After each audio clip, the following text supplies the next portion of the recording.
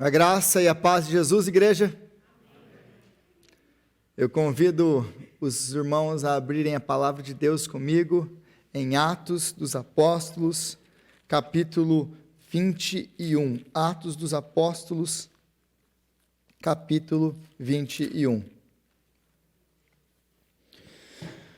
Nós lemos a partir do versículo 37, Atos dos Apóstolos, capítulo 21. Nós lemos a partir do versículo 37. Mais uma vez, é um grande privilégio nós estarmos aqui reunidos hoje como igreja. E é muito bom a gente poder estar aqui. Muito bom. Então, Atos dos Apóstolos.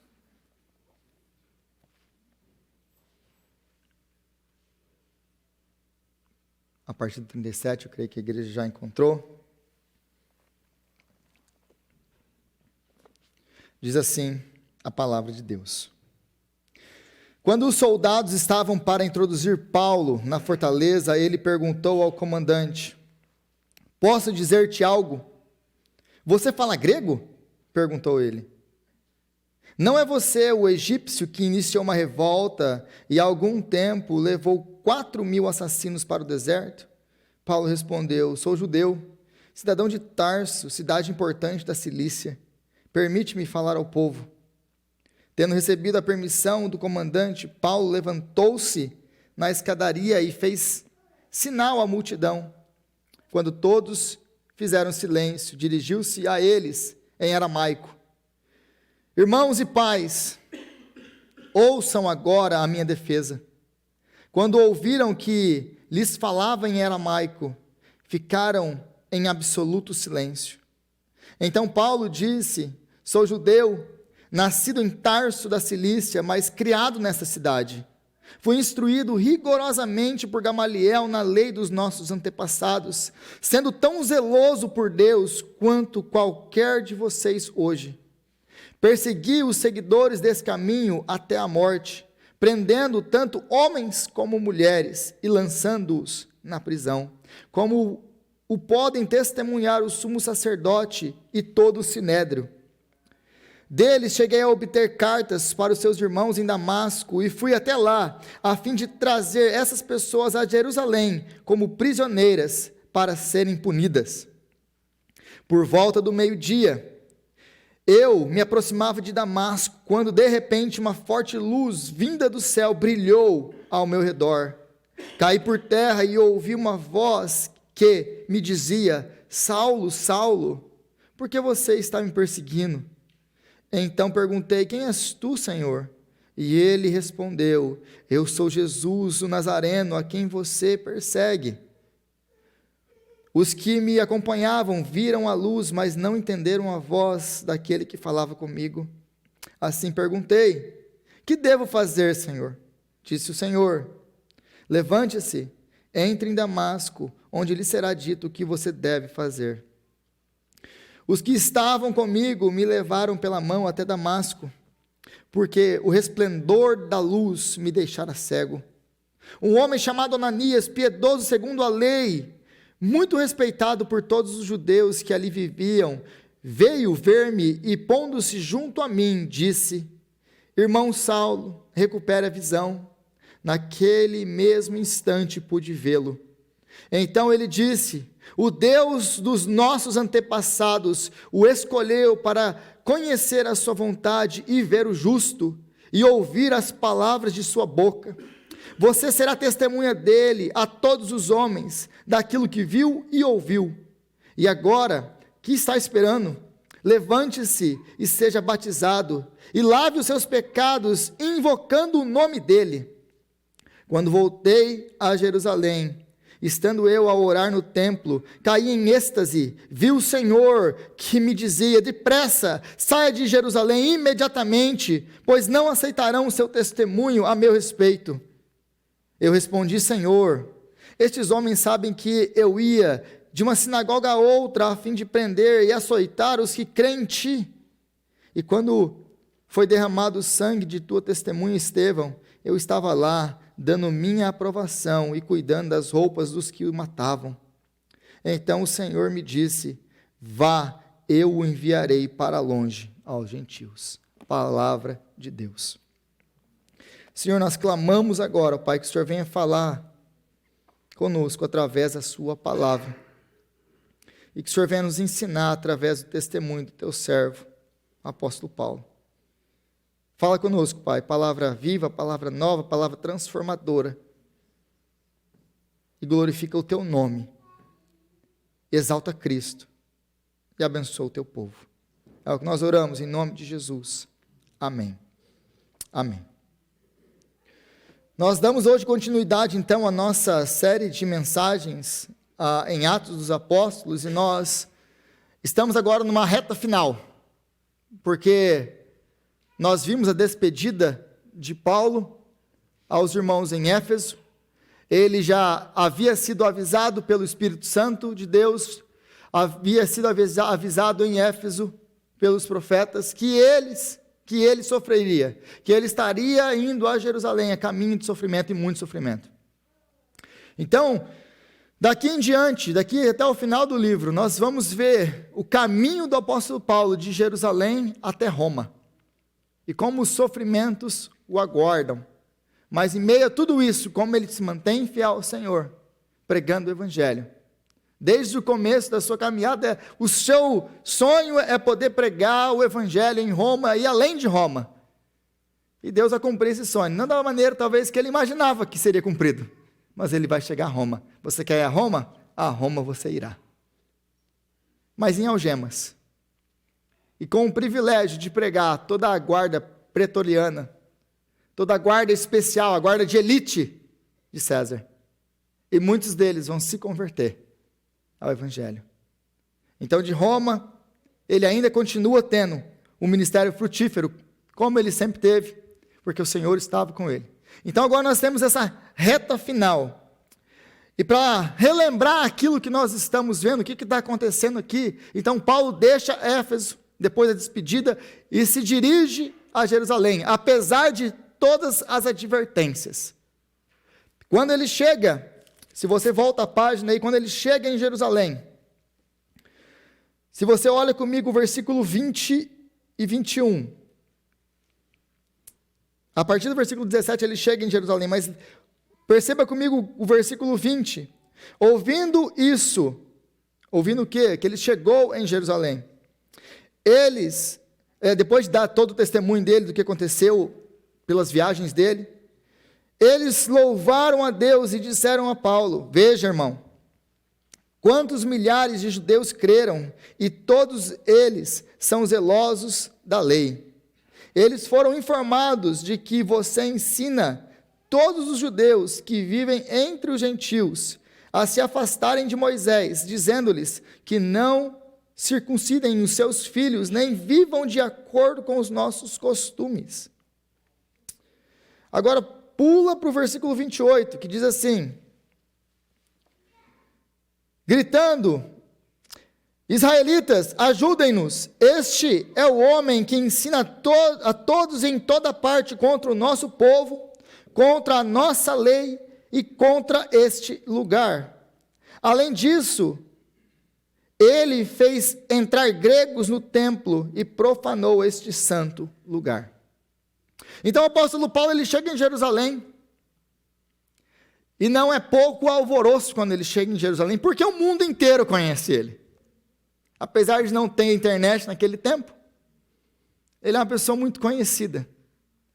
E quando ele chega em Jerusalém, judeus da Ásia, aonde ele pregou muito, aonde ele teve muito problema, eles chegam também em Jerusalém, e eles veem o apóstolo Paulo lá, com alguns dos seus companheiros de viagem, dentro do templo, assumindo que esses homens eram gregos. Eles pegam ele, porque era proibido que um não-judeu entrasse no templo, porque isso era proibido na lei deles, eles não podiam introduzir não-judeus ao templo. Então eles pensam que Paulo está introduzindo judeus, não-judeus ao templo, o que profanaria o templo.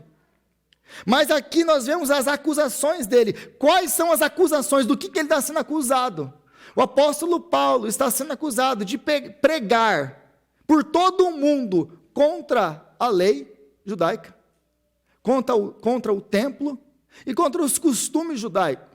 ao ponto de dizerem eles que ele advogava que os judeus não circuncidassem os seus filhos. Contudo, tudo isso aqui era uma distorção daquilo que era o ensino de Paulo, porque Paulo nunca ensinou isso. O que Paulo era contra era a circuncisão para os gentios, e não para os judeus.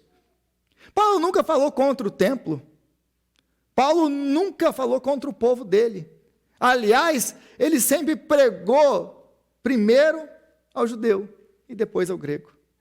Mas Paulo está sendo odiado e perseguido por causa da sua pregação. E qual era a pregação? Qual é o centro da pregação de Paulo? A graça. O grande problema de Paulo é a graça. Nós vemos isso pelas suas cartas, nós vemos isso na sua vida.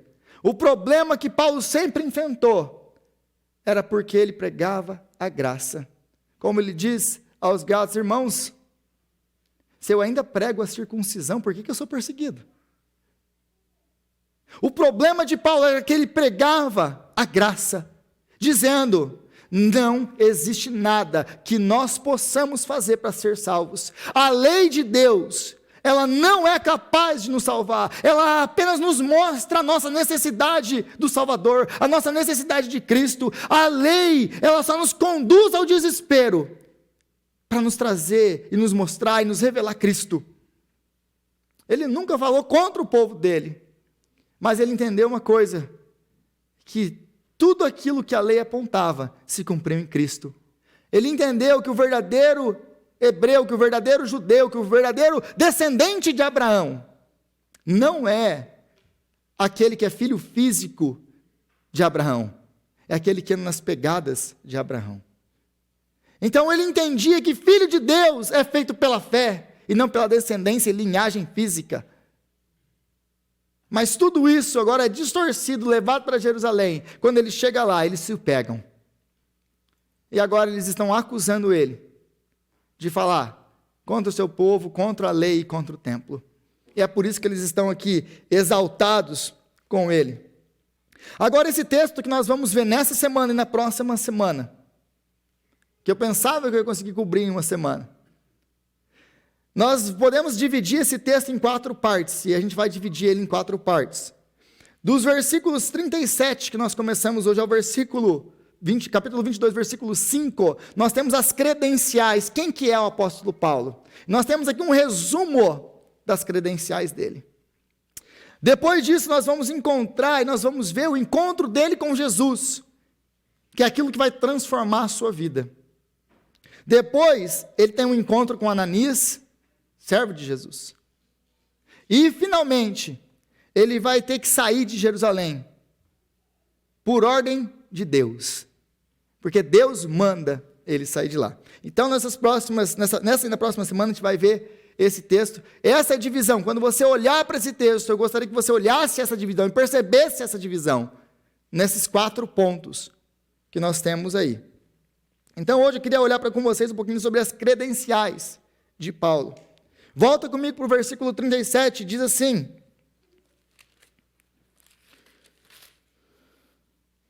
quando os soldados estavam para introduzir Paulo na fortaleza, ele perguntou ao comandante: posso dizer-te algo?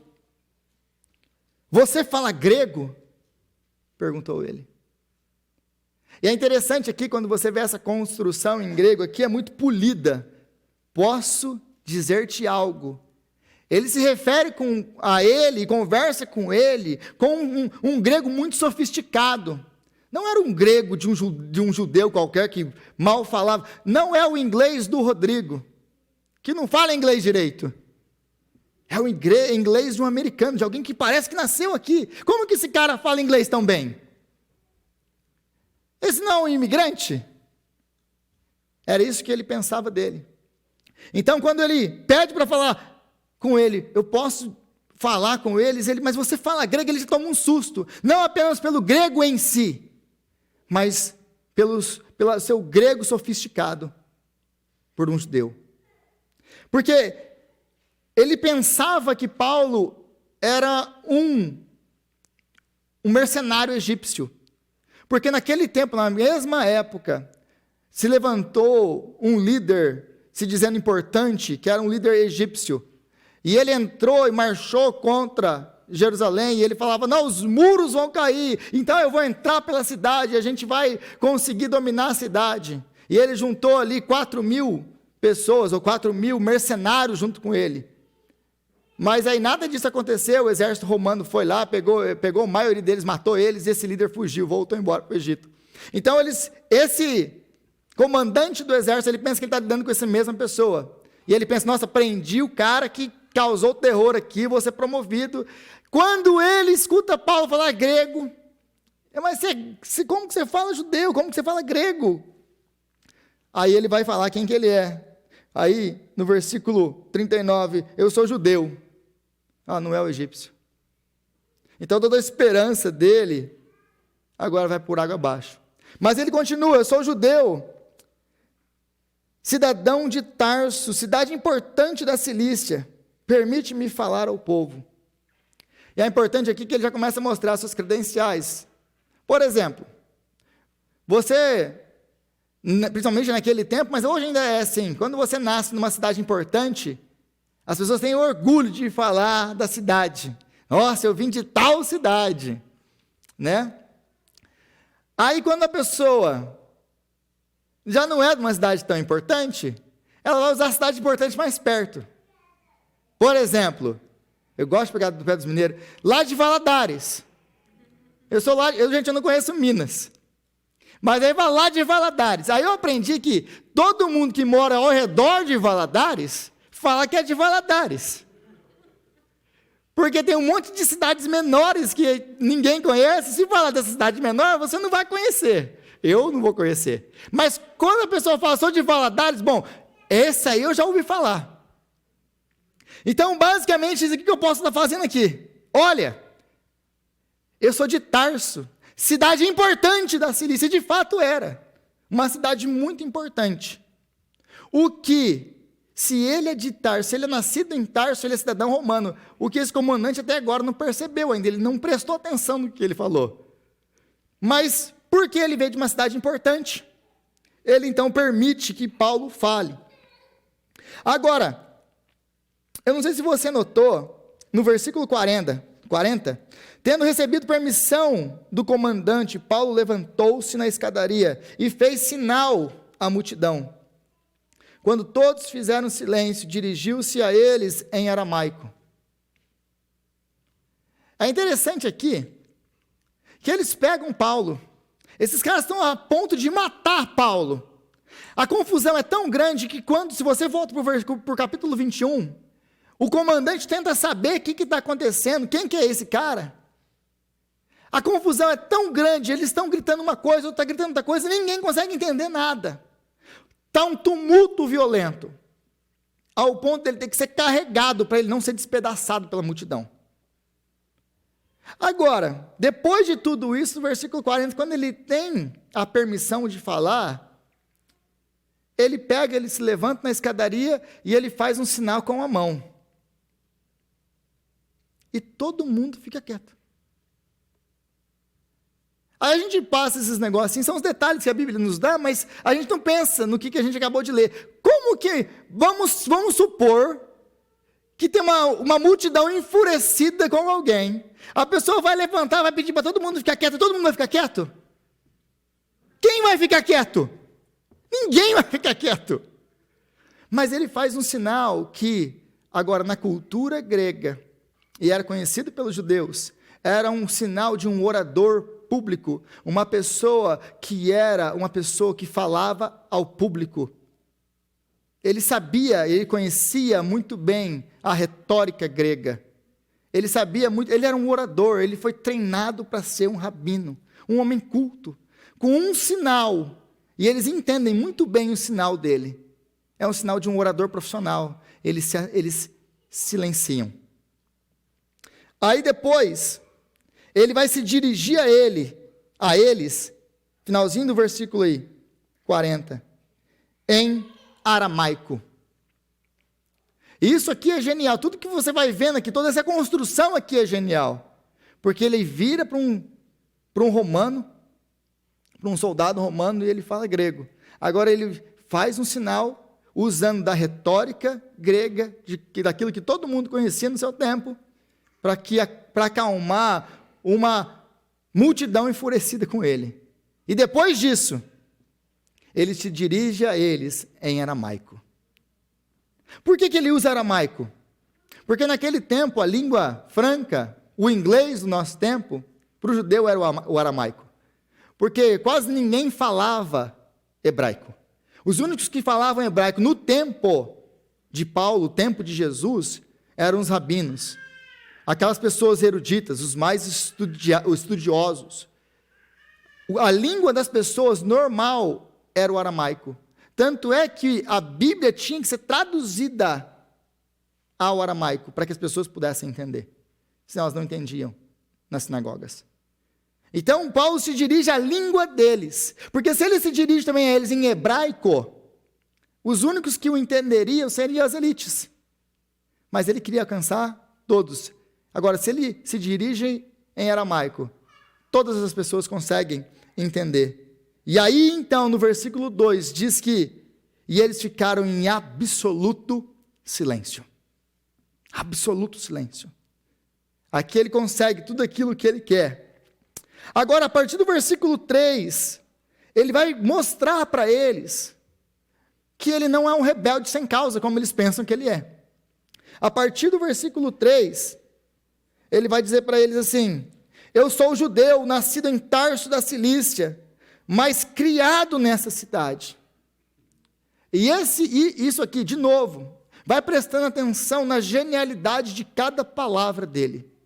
Ele fala: olha, eu sou cidadão romano, porque eu nasci em Tarso. Eu sou um judeu da diáspora, porque eu nasci fora de Jerusalém. Mas judeus da diáspora não eram bem vistos. Mas pelos de Jerusalém.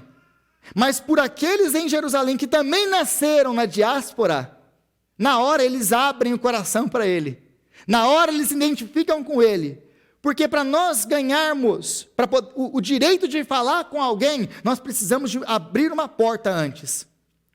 Para que o nosso discurso seja ouvido. Então o apóstolo Paulo está criando empatia com o seu público.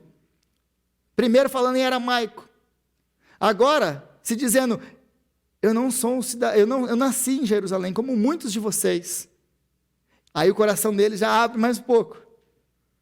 Contudo, ele não para aí. Porque ele diz assim: mas sou criado nessa cidade. Sim, eu sou um judeu da dispersão. Contudo, eu vim para cá menino. Eu falo hebraico, eu falo aramaico, eu falo grego. Eu conheço a cultura dos gregos, dos romanos. Eu estudei a filosofia, a oratória deles. Mas eu fui criado em Jerusalém. Eu fui criado em Jerusalém. Agora aqui ele já não é mais um judeu de segunda categoria. E ele vai aprofundar isso ainda mais quando ele diz: eu fui instruído rigorosamente por Gamaliel na lei dos nossos antepassados. Eu fui instruído por Gamaliel rigorosamente na lei.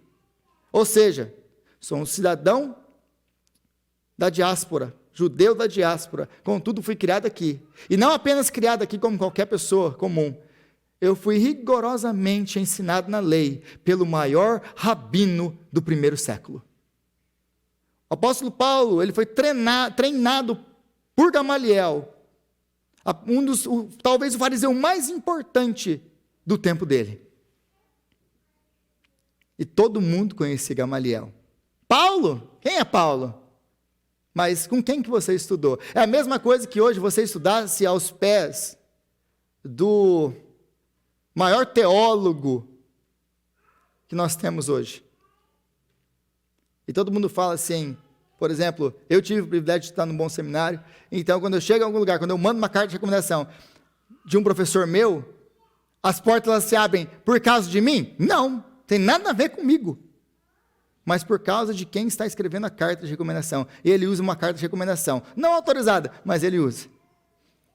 Então ele diz: eu fui instruído rigorosamente por Gamaliel, e todo mundo conhecia Gamaliel. Agora, ele continua dizendo assim, sendo tão zeloso quanto vocês. Ou seja, antes de tudo isso, eu era tão zeloso como qualquer um de vocês que está aqui. Aliás, eu fazia exatamente a mesma coisa que vocês estão querendo fazer comigo. Eu procurava matar, eu perseguia violentamente qualquer um que se levantava contra a nossa lei, contra o nosso templo, contra o nosso Deus, contra o nosso povo. E é por isso que eu queria matar e exterminar todos os seguidores do cristianismo. Todos os seguidores do cristianismo. Agora, se você continuar, versículo 4, persegui os seguidores desse caminho até a morte, prendendo tanto homens como mulheres e lançando-os na prisão. Aqui no versículo 4, isso é muito interessante, porque nós temos a morte de Estevão, registrado na Bíblia. Mas o apóstolo Paulo não apenas testificou da morte de Estevão, ele matou outras pessoas, ele perseguiu outras pessoas. Esse homem é um homem violento. Esse homem é um homem que odeia os cristãos. Ele odeia eles. Ao ponto de ser tão zeloso como qualquer um deles. Então o apóstolo Paulo está dizendo para eles, eu era exatamente como vocês. Exatamente como vocês. E o que nós vamos ver na próxima semana é que isso transforma no final. É como ele vai ser transformado. Nós continuamos. Mas hoje eu queria ver com vocês como que ele pode responder do jeito que ele responde aqui.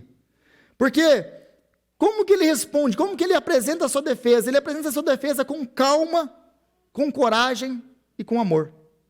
Ele, apesar de tudo que está acontecendo com ele, apesar desses homens tê-lo prendido, espancado, ele só não foi morto porque os soldados romanos interviram e o pegaram. Caso contrário, dessa vez ele não tinha escapado com vida, como foi das outras vezes. Ele teria morrido. Mas depois de ter sido espancado, depois de estar quase morto, ele se levanta e ele fala a eles com ternura. Porque se você voltar para o versículo 1 do capítulo 22, diz assim, irmãos e pais, ouçam agora a minha defesa. Ele ainda assim se refere a eles como irmãos e pais. Irmãos, aqueles que estão na sua idade, mas com reverência àqueles que são mais velhos. Pais. Eu sou como um de vocês. É isso que ele tem uma compaixão, apesar do que eles acabaram de fazer com ele. Ele tem uma calma, uma compaixão com eles. E ele tem uma coragem ainda para testificar o que ele vai testificar, porque agora ele vai chamar eles e vai demonstrar para eles o porquê ele foi transformado de um zeloso como ele no homem que defende o cristianismo. E aí ele vai apresentar isso. Então, a pergunta que para mim fica nesse texto e que serve para mim e para você é como que a gente pode responder como o apóstolo Paulo com calma em meio às adversidades? Como que nós podemos responder da maneira com que ele respondeu em face aos perigos que a vida nos apresenta? Então, outra coisa que vai me deixar muito claro nesse texto aqui, é que aquilo que nós somos em face da morte, é aquilo que nós somos. Por quê? Porque quando nós estamos face a face com a morte, quando o diagnóstico chega, quando alguém chega e fala para você, você tem tantos meses de vida, isso que você é, como você responde, é o que você é. É o que você é. Porque existe um mundo de diferença aqui. Você conhece pessoas que foram diagnosticadas com alguma coisa e, de repente, essas pessoas respondem de uma maneira corajosa, de uma maneira que você fala assim, como que ela está tão bem? A gente vai fazer uma visita para consolar e sai de lá consolado. Não sei se aconteceu isso com você, mas comigo já aconteceu várias vezes. Você vai visitar alguém com um diagnóstico terrível, e você vai lá para consolar a pessoa, pensando, o que eu vou falar para uma pessoa numa situação dessa? E aí você sai de lá, consolado, você fala assim, essa pessoa é muito mais forte que eu. É quase que muda ali, é quase que a gente começa a chorar e a pessoa começa a consolar. Mas aquilo que nós somos, em face da morte, é aquilo que nós somos, porque a morte vai testar e vai revelar aonde está a nossa esperança, aonde está a nossa fé. A morte, ela não vai deixar nada no lugar, ela vai expor a nossa real esperança, ela vai expor os nossos ídolos, ela vai expor o nosso verdadeiro relacionamento com Deus. A morte, a doença, a adversidade, o sofrimento, essas coisas vão revelar como nós estamos, então, com o Senhor. Mas, então, como que Paulo conseguia ou podia responder com calma e coragem e amor no meio das adversidades? Dessa maneira, fixando seus olhos na cruz e fixando seus olhos na esperança da cruz. De duas maneiras ele podia responder. Primeiro, fixando seus olhos na cruz. Paulo podia tratar com amor aqueles que o espancaram e queriam matar, porque o seu Senhor havia deixado o exemplo para ele. Ele só podia responder da maneira que ele estava respondendo, porque ele estava com seus olhos fixos na cruz. E a cruz era o padrão, um modelo para ele. Eles perseguiram o meu Senhor, também vão perseguir a mim. Então, por causa de Jesus e do modelo de Cristo, Paulo podia responder da mesma maneira, como da cruz Jesus orou por aqueles que o estavam crucificando, dizendo, Senhor, perdoa, porque eles não sabem o que fazem. Então nós só vamos conseguir responder às adversidades da vida, responder aquelas pessoas que nos prejudicam, responder ao ódio da multidão, com calma, com amor, se nós fixarmos os nossos olhos em Cristo. Porque Ele é um modelo para a nossa fé. Ele não é apenas um modelo, Ele é a força que nos move nesses momentos de dificuldade. Então Jesus sofreu por pessoas que o odiavam, morreu por aqueles, para que eles pudessem ser perdoados. Jesus não apenas sofreu por eles, Jesus sofreu por eles com o propósito de que eles, através do seu sofrimento, você e eu pudéssemos ser perdoados. Então a primeira lição que nós temos para enfrentar, para responder com calma, amor e coragem, no meio dos nossos sofrimentos, no meio das nossas perseguições, quando nós somos injustiçados, é quando nós olhamos e fixamos os nossos olhos na cruz. Mas a segunda lição que nós precisamos entender para responder, como o apóstolo Paulo está respondendo aqui, é fixando os nossos olhos na esperança da cruz. Na esperança que nos é proposta. E eu gosto muito do texto de Hebreus, no capítulo 12, que diz assim, portanto, também nós, uma vez que estamos rodeados por tão grande nuvem de testemunhas, livremo-nos de tudo que nos atrapalha e do pecado que nos envolve, e corramos com perseverança a corrida proposta para nós, tendo os olhos fitos em Jesus, autor e consumador da nossa fé. Ele, pela alegria que lhe fora proposta, suportou a cruz, ao desprezar a vergonha, e assentou-se à direita do trono de Deus. Como que Paulo podia enfrentar aquilo que ele estava enfrentando? Porque ele usou aquilo que o mestre dele usou. Ele olhou para a esperança que estava proposta. Como que Jesus pôde suportar a ira de Deus e passar por tudo que ele passou para morrer por você e por mim? Porque ele estava com os olhos fixos na esperança, na alegria que lhe era proposta, a saber, a sua salvação e a minha salvação. Nós às vezes pensamos, meus irmãos e minhas irmãs, que no dia que nós chegarmos no céu, o grande alegre da história vai ser você. Você pensa que, nossa, como eu vou ser feliz de poder ver Jesus no céu. O grande alegre de ter você no céu é Cristo. É Ele que te comprou, foi Ele que se sacrificou para ter você lá.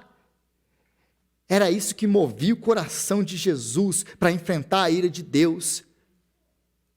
O amor por você, para te ter, para pagar o preço dos seus pecados, para que você pudesse estar na presença dEle para a eternidade. Então, a segunda coisa que nós precisamos para passar a enfrentar situações adversas e sofrimentos e perseguições, com calma, coragem e amor, é fixarmos os nossos olhos, primeiro, na cruz, no nosso modelo, porque Ele sofreu injustamente. Muitas vezes nós não gostamos do sofrimento. Estou sendo perseguido, injustiçado. O nosso mestre também foi.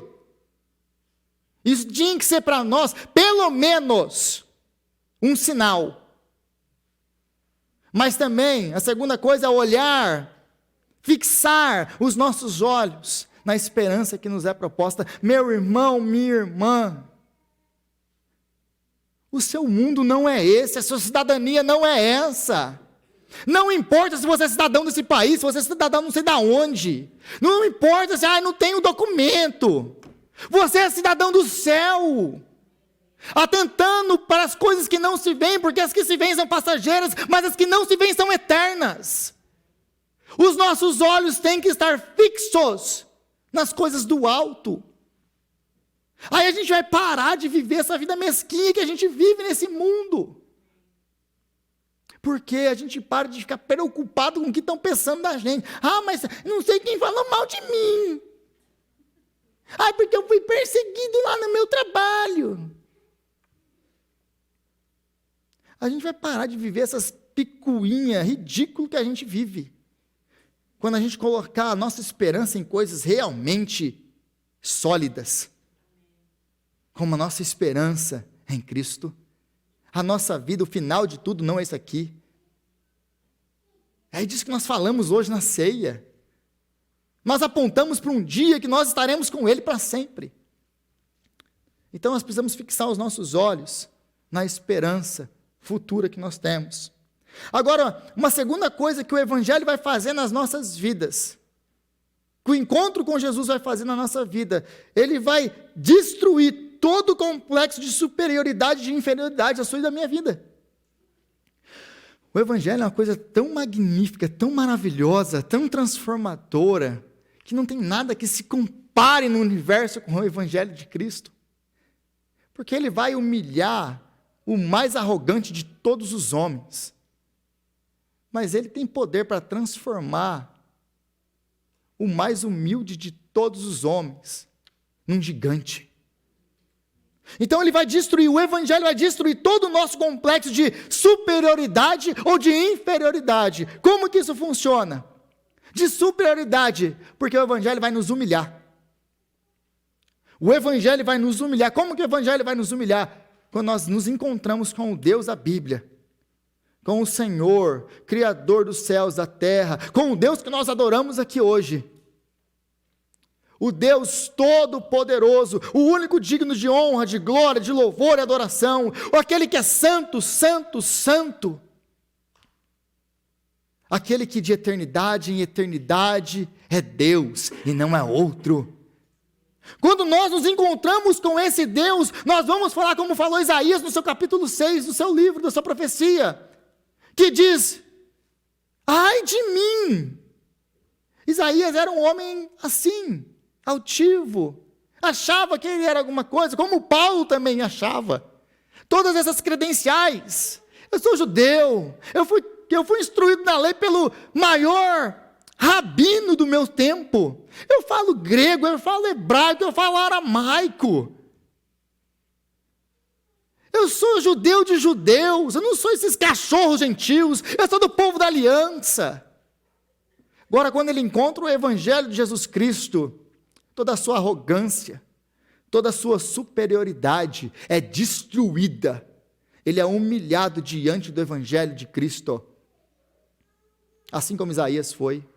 Quando nós encontramos com o Senhor, quando nós entendemos quem é Deus e quem nós somos, nós somos humilhados, tamanha a grandeza do Senhor. Quem nós somos diante de Deus? Nada. Nada. Agora, Ele também vai destruir todo o complexo de inferioridade. Eu estou cansado de ouvir pessoas, eu tenho problema de baixa estima. Eu tenho problema de complexo de inferioridade. Meu irmão, minha irmã, se o Evangelho não curar o seu complexo de inferioridade, de estima, ou do sei lá o que você tem, nada mais cura. Não tem psicólogo que cura isso. Sabe por quê? Porque o Evangelho vai pegar essa pessoa com complexo de inferioridade, de tudo lá, que você quiser dar de diagnóstico e nome aí. Deus vai te pegar, vai te levantar e vai te dizer: você é meu filho amado, você é minha filha amada. Como eu posso saber disso, Deus? Como eu posso saber que eu sou seu filho amado? Como que eu posso saber que você me ama dessa maneira? Porque Deus amou o mundo de tal maneira que deu o seu único filho, para que todo aquele que nele crê não morra, mas tenha vida eterna. Gente, a realidade de entender que Deus entregou o seu único filho para morrer por mim, transformou a minha vida. Transformou a minha vida. Como que ela transformou a minha vida? Depois que eu fui pai. Depois que eu fui pai, eu entendi uma coisa: eu nunca entregaria a vida dos meus filhos por ninguém. Eu nunca entregaria a vida do meu filho para poupar a minha própria vida. Deus entregou a vida do seu único filho pelos seus piores inimigos. Deus entregou a vida do seu filho. Deus sacrificou Jesus por causa de mim. No dia que eu entendi o tamanho do amor de Deus em Cristo Jesus, como Ele me ama, ao ponto de sacrificar o Filho, quem sou eu para que Ele sacrificasse o Filho por mim? Então eu entendi que eu sou amado. Existe amor de Deus para a sua vida, meu irmão, minha irmã. Por que você está preocupado com o que o mundo acha de você, se o Criador do mundo diz que você é amado, amada de Deus? Ele entregou o Filho para morrer por você. O Filho. Então o Evangelho, ele tem esse poder de rebaixar, de humilhar o exaltado, mas de levantar, de erguer aquele que é humilhado. O Evangelho nos coloca todo mundo no mesmo lugar. E isso é maravilhoso. Você não consegue ver isso? Não tem nada mais maravilhoso do que o Evangelho de Jesus Cristo. Não tem nada mais perfeito, não tem nada que revele mais a glória de Deus do que o Evangelho. É o Evangelho que move a gente aqui nessa vida para viver uma vida diferente, para viver uma vida empoderada. É só o Evangelho, não tem mais nada. Se você buscar em qualquer outra coisa força para viver essa vida, você não vai encontrar. Talvez você encontre por 1 ou 2 dias, ou 1 mês, ou 2 meses, ou talvez alguns 2 anos, ou 3, por um tempo, mas vai acabar. Mas só o Evangelho, ele é o poder de Deus para a salvação daquele que crê. Só o Evangelho é o poder de Deus para que possamos viver essa vida. Eu lembro de uma história de um missionário que foi preso. Ele ficou muito tempo preso, quase 20 anos preso, numa cela escura, insalubre, sem comida, no frio, sem uma coberta, sem nada. E depois que ele conseguiu milagrosamente sobreviver a esse tempo, ele foi solto. E perguntaram para ele: como que foi viver tudo isso? Como que você conseguiu suportar todos esses anos? Ele falou: uma cela insalubre, no meio do inverno, é melhor, com Cristo, é melhor do que o melhor palácio que o homem pode criar. Como que eu saí de lá? Como que eu sobrevivi isso? Porque Cristo estava comigo. E se Cristo está comigo, tudo posso naquele que me fortalece. Agora, ele vai também nos ensinar a lidar com o medo. O Evangelho também vai nos ensinar a lidar com medo. Como que nós lidamos com medo? Existe uma filosofia na cabeça do nosso tempo que diz assim, o perigo é real, mas o medo é uma escolha. O perigo é real, mas o medo é uma escolha. Ou seja, em outras palavras, você tem que determinar que você pode, que você consegue, que você é. E não deixar o medo pegar você. Você não pode sucumbir ao medo. Você tem que ordenar o seu coração. Você não tem medo de nada. O medo não existe, é uma ilusão. Só que o problema disso é que você vai criar alguns problemas para você. O primeiro deles é que, por definição, não existe coragem. Não tem como nós respondermos corajosamente se o medo não existe. Porque, por definição, a coragem é agir da maneira que nós deveríamos agir, em face aos nossos medos. Se o medo não existe, automaticamente a coragem não existe, não tem como existir. Um outro exemplo que eu posso te dar: se não existe pecado, não existe perdão a ser feito. Então, para Deus perdoar, nós precisamos ter feito algo para que possa ser perdoado. Então, a coragem não é a ausência de medo, é fazer o que nós tenhamos que fazer, o que tem que ser feito, apesar do nosso medo, apesar do perigo. É fazer aquilo que nós precisamos fazer, apesar daquilo que nós estamos enfrentando. Agora, a segunda coisa que isso vai te levar, e esse é o outro problema, é que isso vai te levar, esse negócio de suprimir o medo, aquele negócio de ignorar o medo, e ir em frente, vai te levar a duas coisas, ou a estupidez, ou a mais medo. A estupidez, por quê? Porque você vai ignorar o medo, você pensa, nossa, não existe, eu tenho que enfrentar isso tudo mesmo. Aí você não vai calcular os riscos, porque o medo no final é uma coisa boa, para falar, vai devagar que vai dar ruim isso aí.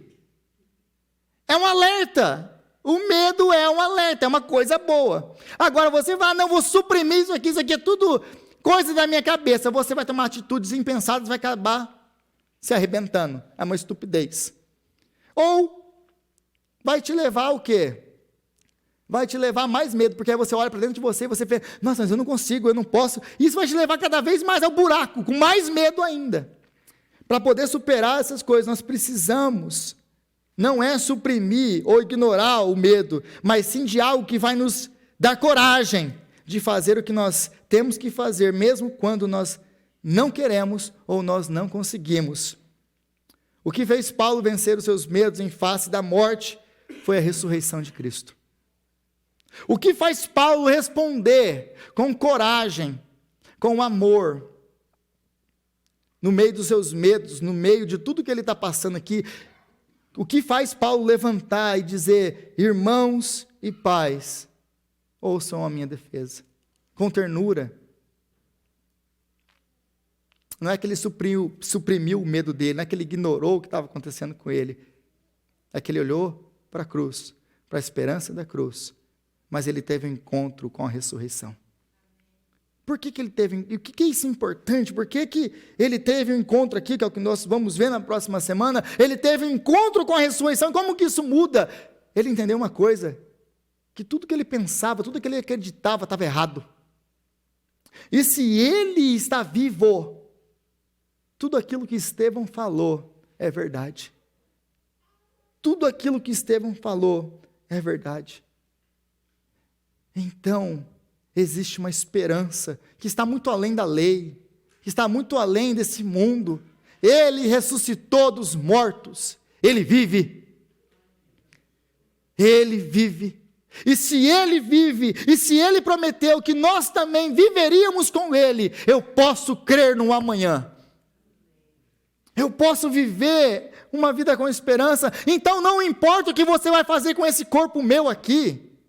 Você pode matar esse corpo aqui. Venha a morte. O mais baixo que você me levar, o mais alto ele vai me levantar. O que pode fazer a morte com você, meu irmão, minha irmã? Se você está em Cristo, você é nova criatura, tudo se fez novo. A ressurreição transformou a sua e a minha vida. E glória a Deus por isso. Então é isso que deu a ele calma e coragem e amor para enfrentar até mesmo a morte e agir corajosamente em face do seu medo. Que Deus nos dê graça para responder como o apóstolo Paulo respondeu no meio das suas adversidades. Amém?